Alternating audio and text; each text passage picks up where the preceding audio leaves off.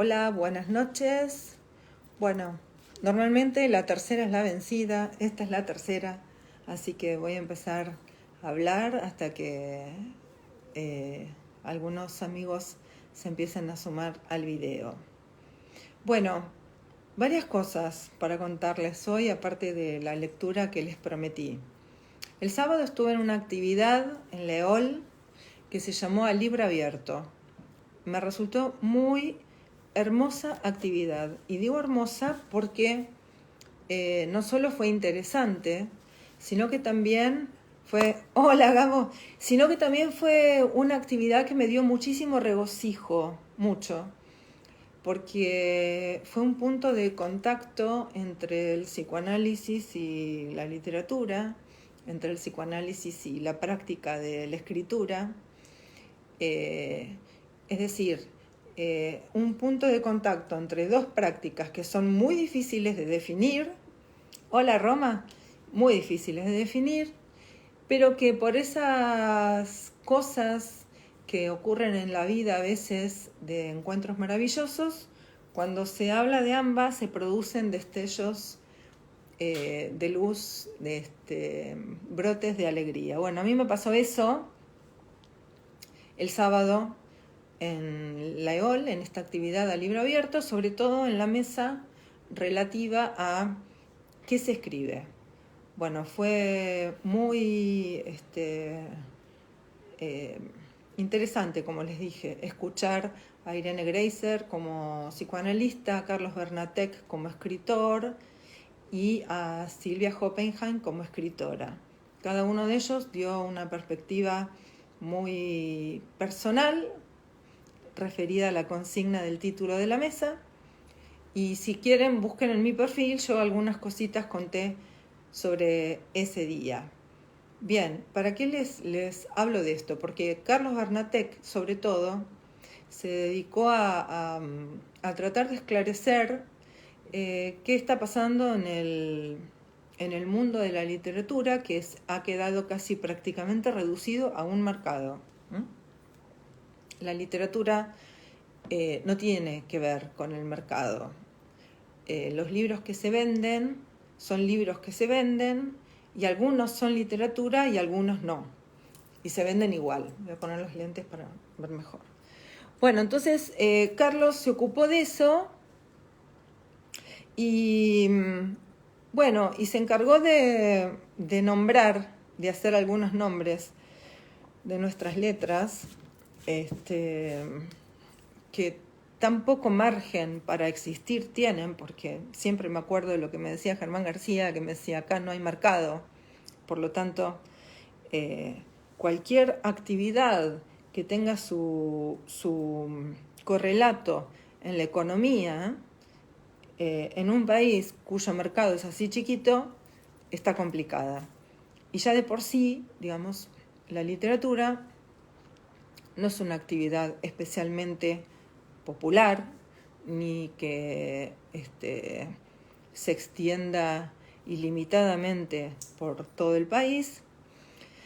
Entonces la literatura, como conclusión, está complicada. Y los criterios de legitimación de lo que se escribe, de esto creo que alguna vez ya hablé, también han cambiado. Bueno, nada, como el mundo. Gente, la literatura se produce en el mundo, los que escribimos somos personas que vivimos en este mundo y nos vemos igualmente afectados por todo lo que ocurre. Ahora, a partir de esto que les cuento de lo que comentó Carlos Bernatech, es que elegí al escritor que les voy a leer. Es un escritor, sí, y es argentino. Les hice una pequeña trampa, le tomé una foto muy, con un plano muy corto de la tapa del libro, de modo que si hubieran adivinado de quién se trataba, hubiera sido una especie de genialidad. Ya les voy a contar dentro de un poquito. Ahora, ¿qué otra cosa les quería decir? Bueno, algo que me maravilla mucho de este espacio, que empezó en noviembre, recién va a ser 2 años, o sea que tiene poco más de 1 año y medio, es que cada vez el intercambio con ustedes es más fluido y se animan a escribirme cosas y se animan a preguntarme y se animan a a comentarme y a compartir cosas que pueden aportar ustedes a cada una de mis lecturas y me encanta. También resulta que, bueno, hay pedidos que yo no puedo satisfacer porque no es la finalidad de este espacio. Entonces, ¿cuál es la finalidad? ¿Cuál es el propósito con el que yo empecé a hacer estas lecturas? Ustedes sabrán, y si no se los cuento, que yo empecé haciendo videos muy cortitos, de 3 minutos, ¿no? Se llamaba Leo en vivo en 3 minutos, de cosas que me gustaban, de escritores, escritoras. Muy breve, 3 minutos. Después, ¿qué pasó? La tecnología empezó a ponerse en mi contra y había una incompatibilidad entre el video, el Facebook y el blog. Y bueno, se me hacía un lío bárbaro, tardaba 1 hora y media para subir un videíto de 3 minutos y me cansé. Entonces dije, bueno, ¿y por qué no lo hago directamente en el Facebook? Y eso empezó a pasar de ese modo. Cuando ya había unas cuantas lecturas subidas al Facebook, me di cuenta que era un chino tratar de encontrarlas en mi perfil, que no había manera que yo las pudiera, como en cierta forma, encarpetar, ponerles un título y que se pudieran buscar. Entonces, como eso no me gustó, porque bueno, yo publico muchas cosas, publico fotos, comentarios, ahora mucho de cine, de serie, bueno, las lecturas quedan perdidas en el torrente de publicaciones y dije, bueno, qué pena que es esto, ¿cómo hago para rescatarlas? Y ahí surgió el canal de YouTube. Bueno, eso por un lado, o sea, por un lado los obstáculos que me fue generando la tecnología me fueron llevando al canal YouTube. Ahora, ¿qué otra cosa? Algo mucho más personal, ¿no?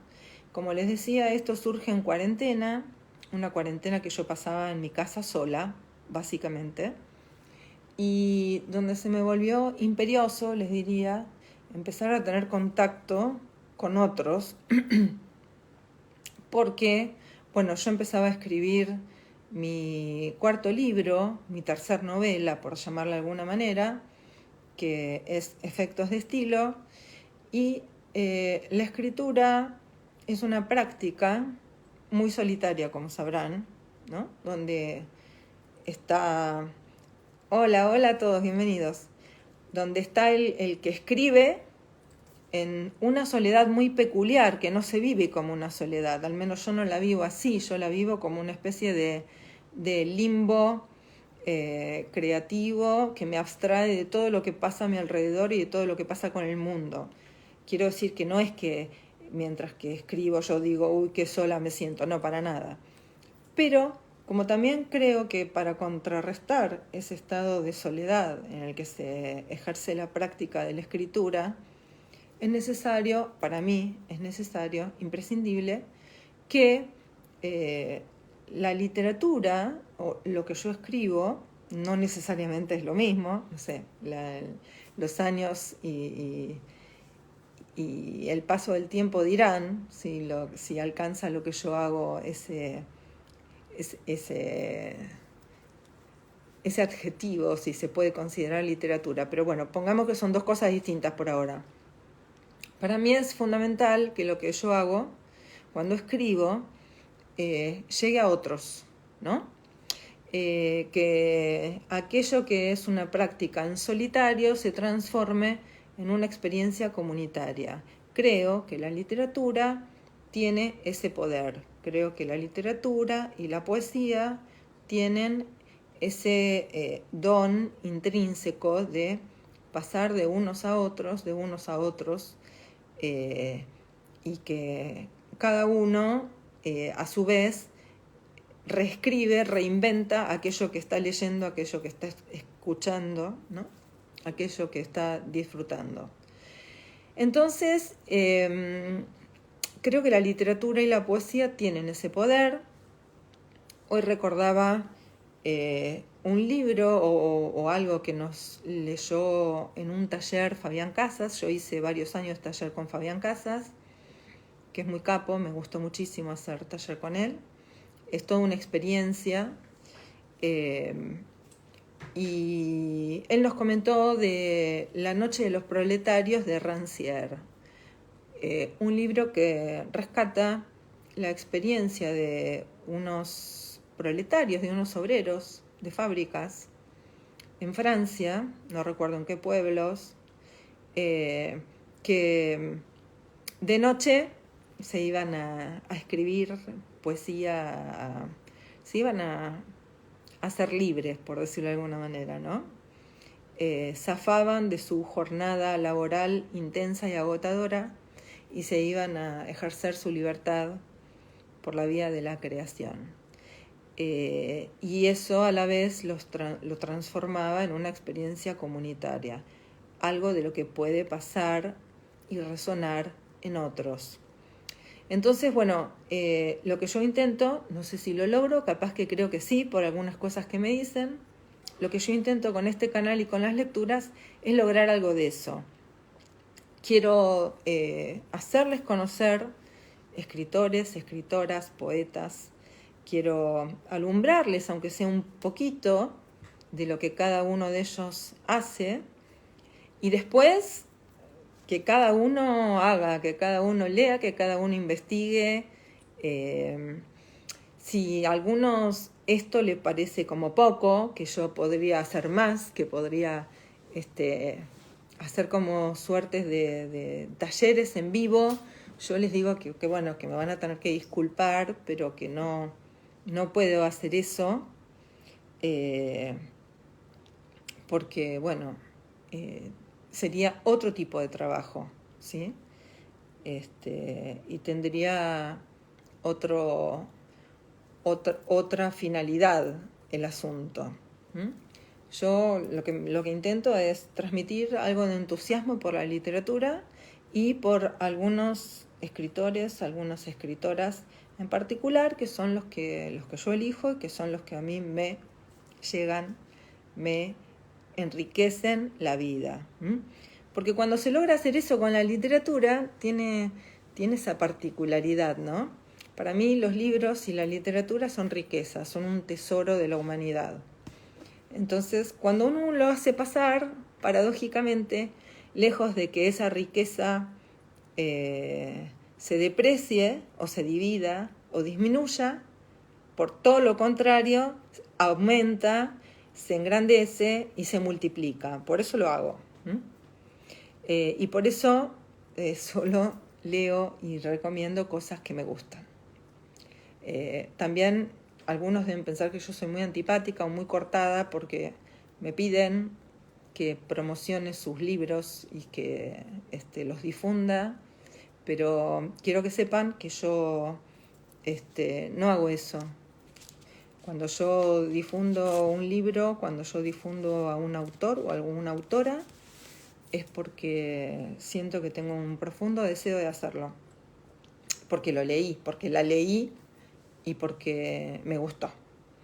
Con esto quiero decir que todo lo que yo comparto con ustedes lo leí y me gusta, lo que no quiere decir que sea todo lo que leo, ¿ok? Yo leo más cosas, algunas no me gustan o algunas siento que no tengo especial deseo de comentárselas o de hacerlas pasar, y las leí y punto. Pero todo lo que comparto con ustedes son cosas que leí y que me gustan. Bueno, listo por hoy de esto. Ahora, ¿a quién les voy a leer? Les contaba que Carlos Bernatech dijo el otro día en Leol que hay grandes escritores argentinos que están siendo condenados al olvido, que no son leídos, que no son ni siquiera nombrados. Entonces, como ustedes sabrán, o deducirán, yo soy muy clásica en mis lecturas, soy muy clásica respecto a mis gustos en la literatura, y además considero que tuve 2 o 3 grandes maestros. Lamentablemente, ¡ay, saludos a Turquía! Yusef, ¡qué emoción! Es muy tarde en Turquía ahora, o es muy temprano, no sé, que ya es de madrugada. Considero 3 maestros enormes, tuve esa suerte, pude elegirlos.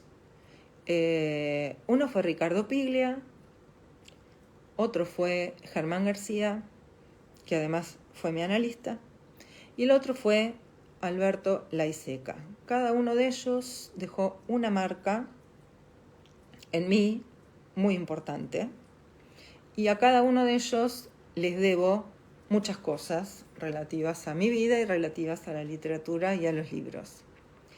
El escritor que elegí para hoy es uno más de los que les debo al querido Germán García, que me dijo un día, como tantas otras veces, ¿no leíste a Mengano? No. Bueno, léelo, ¿no? Y por supuesto yo salía corriendo de mi sesión y apenas podía, me metía en una librería y buscaba lo que él me había sugerido que leyera. ¿De quién les estoy hablando? Les estoy hablando de el enorme Ricardo Celarayán. Ricardo Celarayán. Ojalá lo hayan oído nombrar.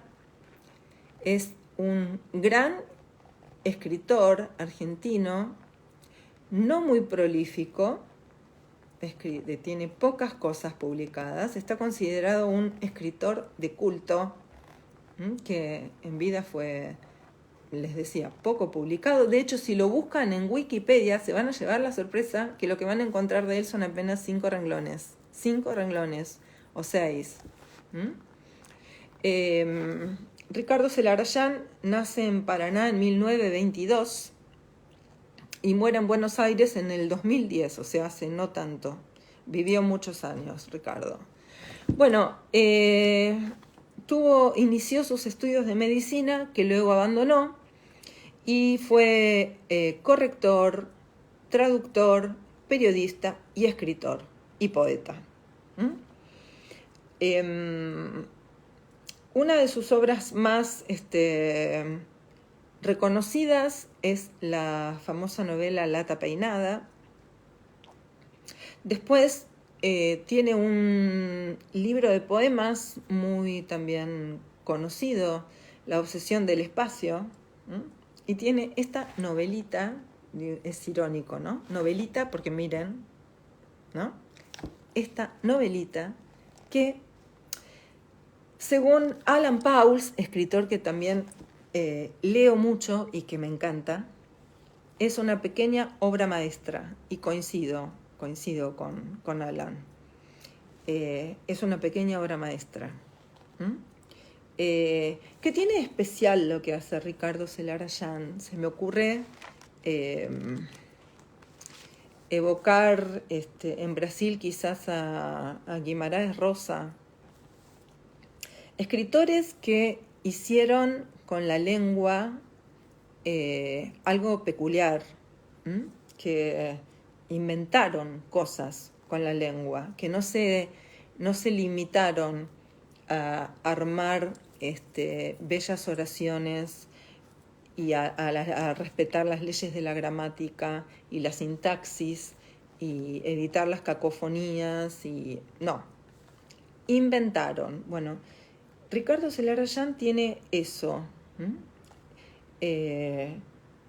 Es un tipo que hizo cosas con la lengua y también con el registro oral de la lengua, ¿no? Lo hablado, lo que se escuchaba. Era evidentemente muy permeable, ¿no? a lo que escuchaba, registraba lo que escuchaba y entonces volcaba eso a su escritura.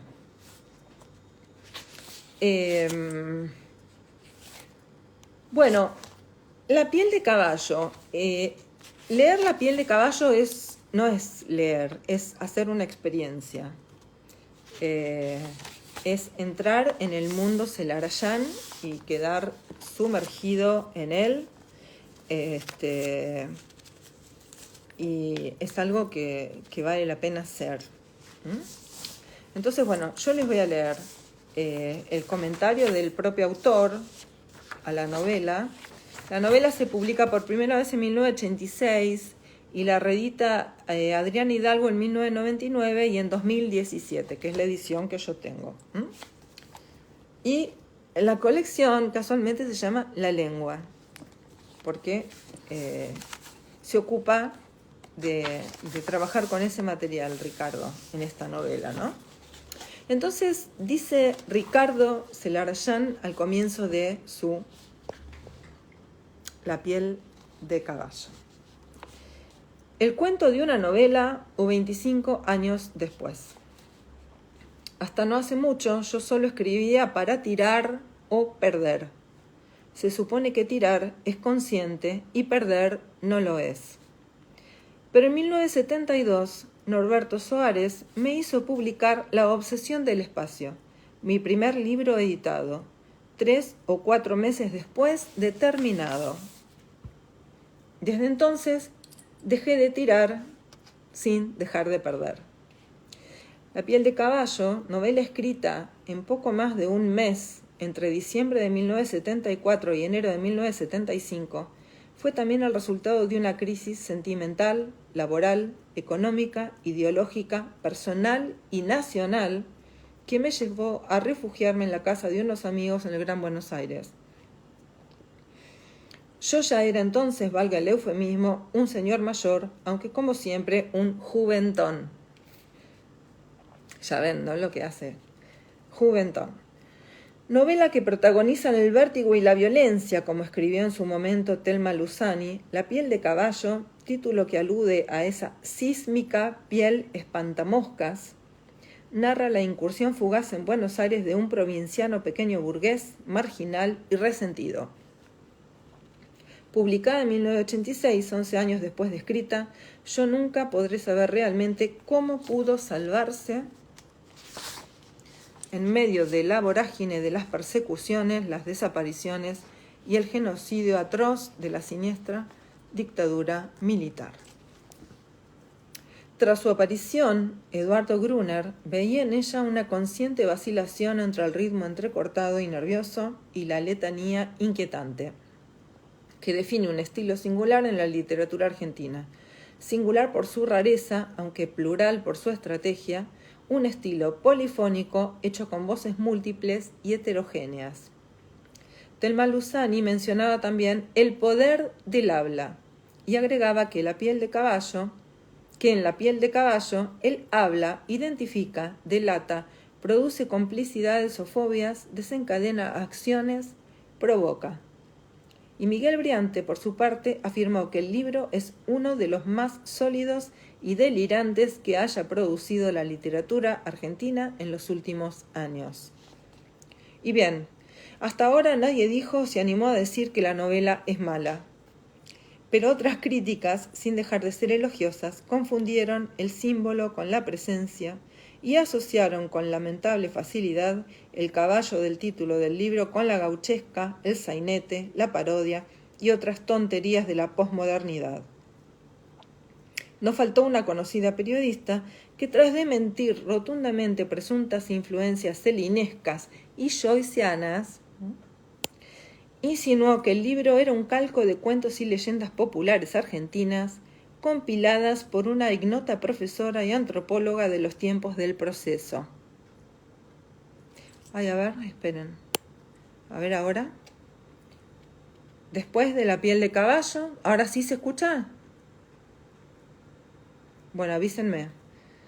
Confieso que me he perdido en Lata Peinada, una novela enorme y torrencial, de la cual se publicaron fragmentos en varios medios y que ya ha comenzado a perderse a su vez. Realmente no sé qué hacer con ella. Como reacción, escribo ahora libros minimalistas.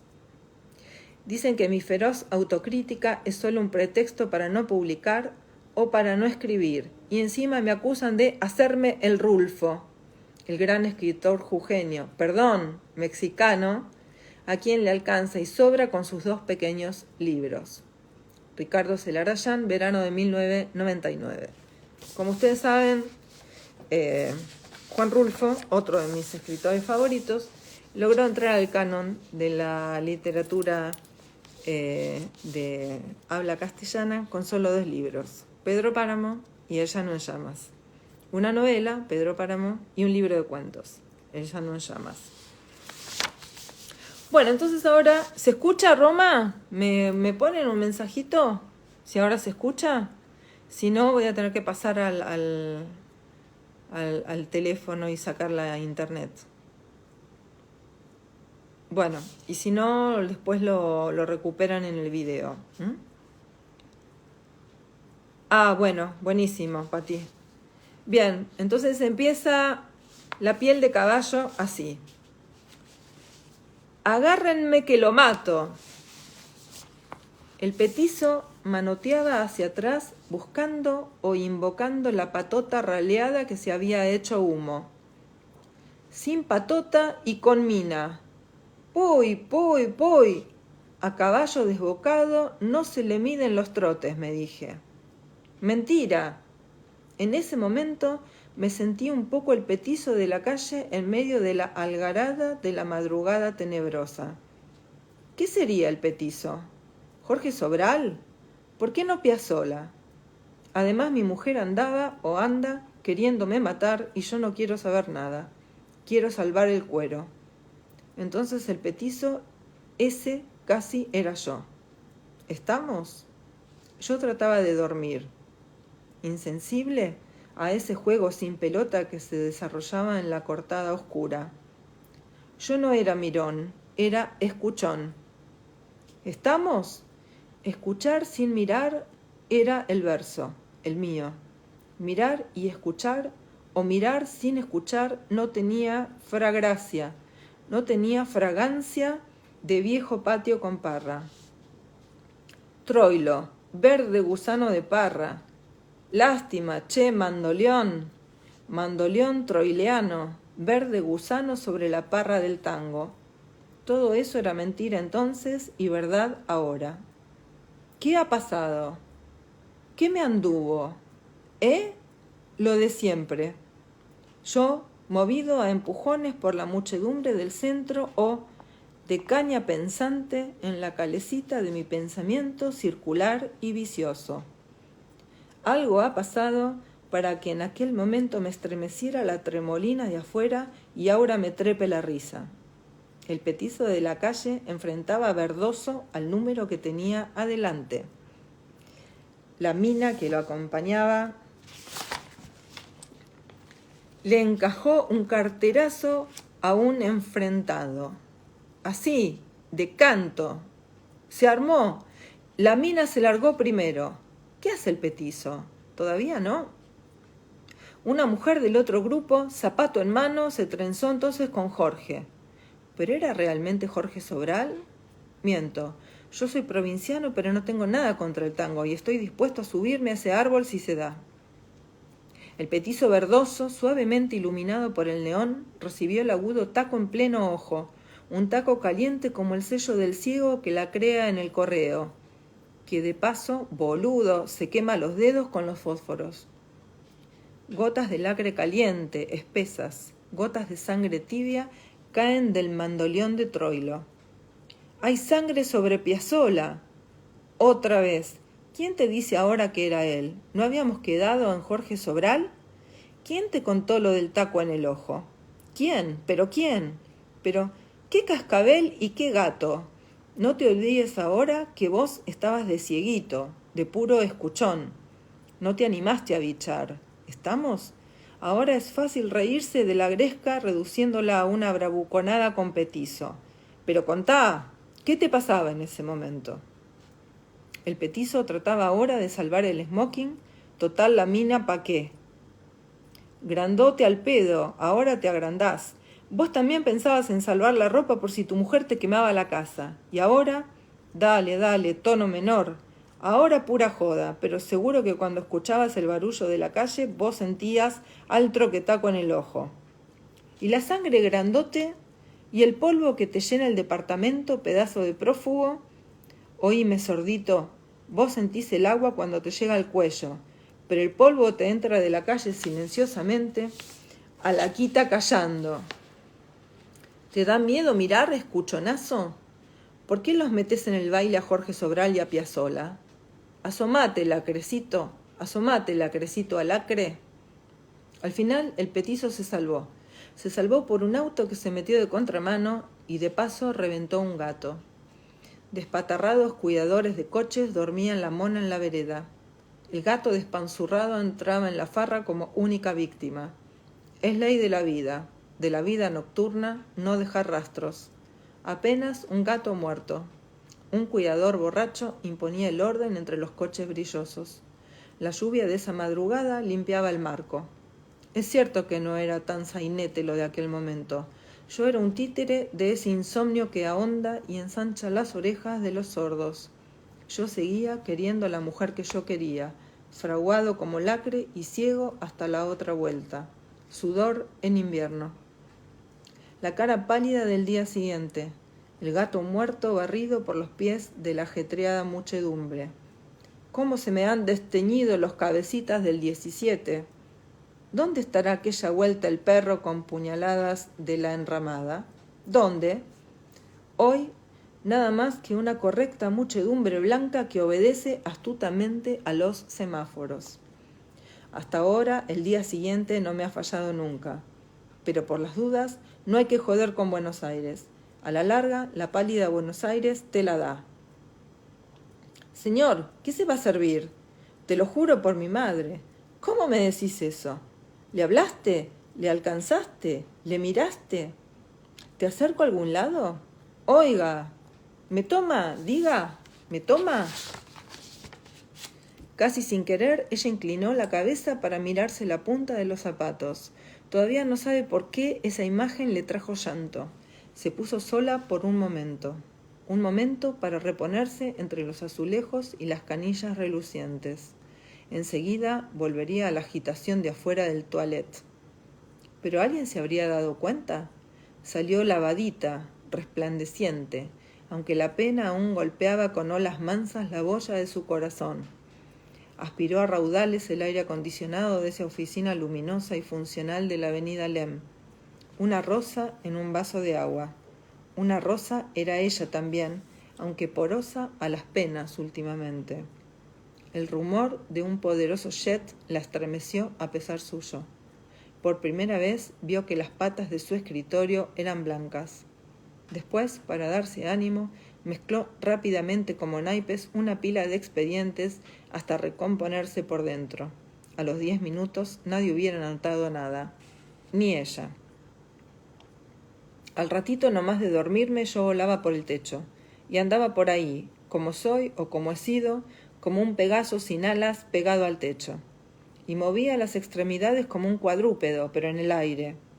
De la espalda o lomo me colgaban a ambos lados la sábana y la vieja y sufrida frazadita marrón con grandes manchas de mate.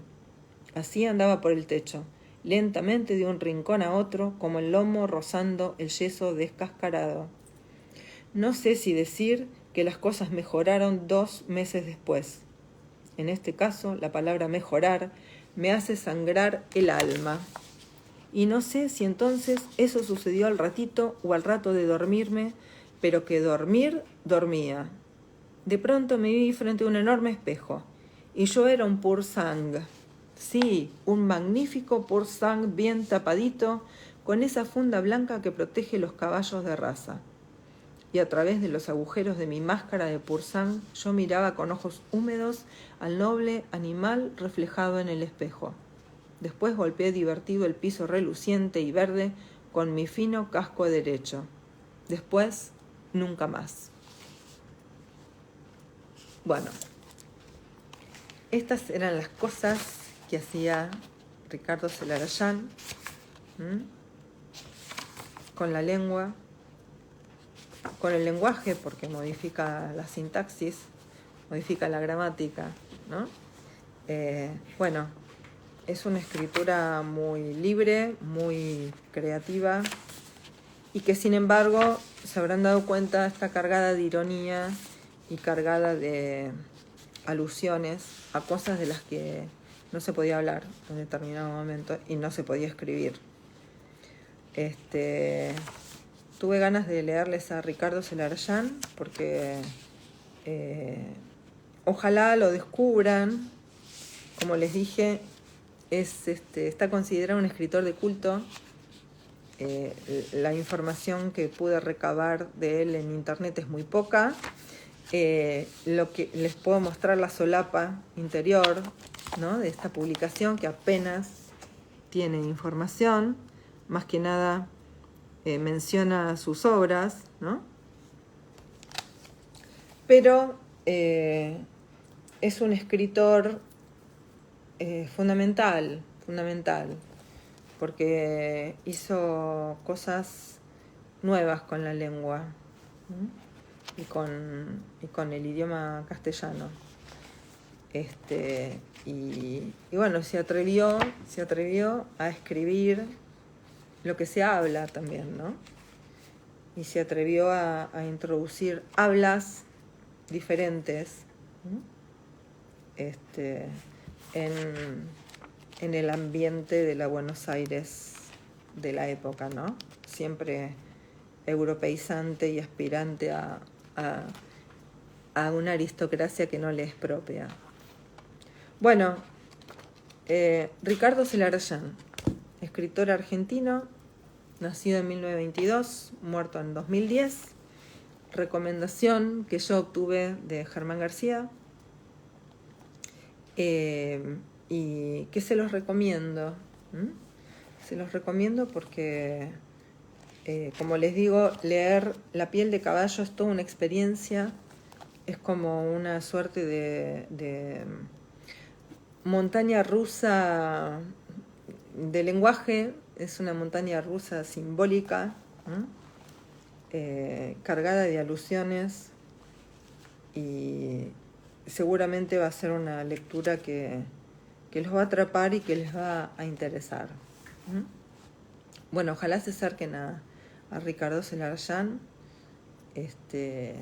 y como imagino, no sé, quizás si lo habían escuchado nombrar, no sé si lo conocían. No es un escritor del mainstream, ni mucho menos. No es un escritor desconocido tampoco, ni es un escritor inalcanzable, ni para mentes privilegiadas. Es un tipo que hizo algo muy singular con la escritura, y que ojalá les dé ganas de conocerlo, ¿no? Por lo menos de hacer el intento de acercarse a él. Otro de los escritores argentinos que habría que tener más presentes, que por supuesto no se cansaron de vender libros, no se cansaron de sacar ediciones nuevas a rolete de sus publicaciones, pero que hicieron algo digno de ser rescatado en la literatura, siempre tan interesante y maltrecha, y con pocas oportunidades de nuestro país. Carlos Bernatec nombró a muchos que son como insoslayables, ¿no? Por supuesto, con un poco de desazón, la propia desazón del escritor que siente que por ahí las puertas no se abren, o que si se abren no tienen mayor trascendencia, ¿no? Pero bueno, como yo decía cuando comenté esta actividad en mi muro, Bolaño muy sabiamente decía: todos seremos olvidados, así que relajémonos, no escribamos para la posteridad, no escribamos por el nombre, no escribamos por las múltiples reediciones de lo que hacemos. Si escribimos, hagámoslo porque no podemos dejar de hacerlo. Y desde esa perspectiva nos es imprescindible escribir. Y si eso además llega a otros, eso ya es como un regalo, eso es un privilegio, ¿no? Yo comentaba también en la entrada esa de la semana pasada que William Shakespeare estuvo fuera del canon por 200 años. ¿Qué quiere decir eso? Que no se lo leía. Durante 200 años o más no se leía a Shakespeare, ¿entienden, gente? Que es algo que a nosotros no se nos pasaría por la cabeza. Es como decir que no se lea Cervantes o que no se lea a los griegos. Bueno, pasaba eso. Es decir, que el mundo es loco, la vida es loca y nadie tiene garantizado nada en el mundo, y menos los escritores, ¿no? Él hablaba de Marechal y hablaba de David Viñas, que no son, de verdad, no son escritores a los que la gente que compra libros accede. Y bueno, yo recordaba mientras que lo escuchaba que el mismísimo James Joyce, que hoy es insoslayable para cualquiera que escriba, para cualquiera que guste de la literatura, no conseguía que le publicaran sus libros. No lo querían publicar. Y la primera edición del libro de cuentos dublineses fue comprada por un comprador anónimo y quemada íntegra, ¿no? Quiero decir que los que trascendieron en la literatura, muchos de ellos no la pasaban bien, no tenían vidas de celebrities, ¿no? No eran megaventas. Porque la literatura se trata de otra cosa, ¿no? Creo yo. Y de hecho Joyce la pasó bastante mal en su vida. Tuvo una vida de una vida, no sé si pobre, pero con cierto nivel de escasez, con recursos muy limitados, ¿no? Y bueno, les conté lo que pasó con Dublineses, con Ulises, que justo este año se cumplieron los 100 años de su publicación, el 2 de febrero, porque salió cuando Joyce cumplía 40 años, el 2 de febrero del 22, de 1922. La primera edición sale porque Sylvia Beach hace una preventa, consigue la plata de futuros lectores para financiar la edición porque nadie le quería publicar Ulises. Así que bueno, la literatura se trata de otra cosa. Si uno puede, haciendo literatura, vender libros, infinitamente mejor, porque tampoco es cuestión de ser un mártir, pero la literatura es otra cosa y es duro, sí es duro, qué sé yo.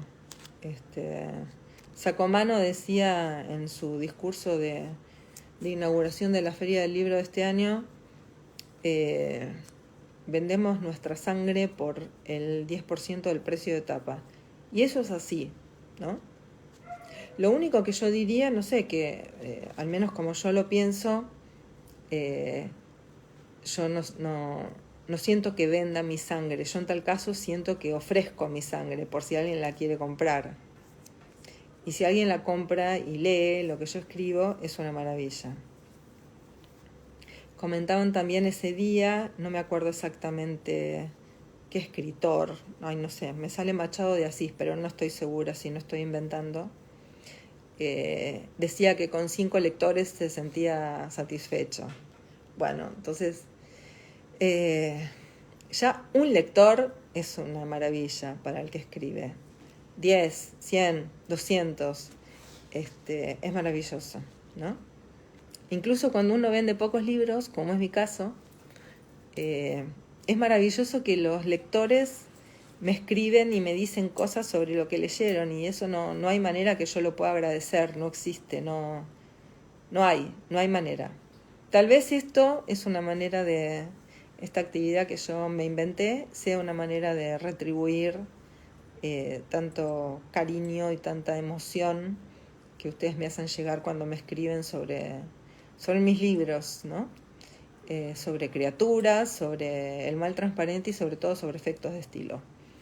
Así que bueno, la literatura es una cuestión libidinal, la literatura es una cuestión de una manera de estar en el mundo, es una manera de configurar el mundo, y si además se hacen libros, si esos libros se venden, mejor, y si no, paciencia. Yo creo que nadie está obligado a escribir. Debe ser durísimo escribir por obligación o por contrato. Yo no me hago a la idea. no podría, creo. Por lo tanto, la literatura tampoco nos va a venir a buscar si decidimos colgar los botines, como se diría vulgarmente, ¿no? En términos futbolísticos.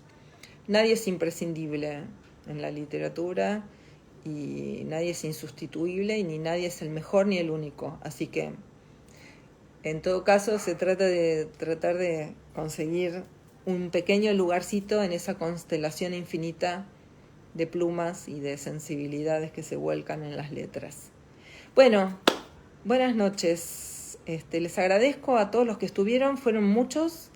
Estuve a punto de cancelarla, la lectura, pues estaba un poco cansada. Pero bueno, por suerte no lo hice. Y les compartí hoy a Ricardo Celarayán, un escritor argentino que está bueno leerlo, que está bueno conocerlo y que ojalá se puedan acercar a él. Bueno, que estén muy bien. Muchas gracias a todos, gracias a ustedes, a los que me agradecen, gracias a ustedes.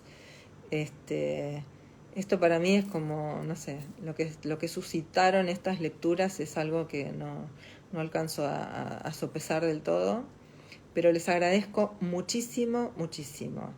El sábado para mí fue la primera actividad presencial en la EOL post pandemia y realmente fue muy emocionante los que de ustedes se acercaban a saludarme con mucha alegría y con muy buena onda. Yo les digo de paso, para mí con la pandemia empezar, hola Silvia, qué lindo verte, te mando un beso enorme.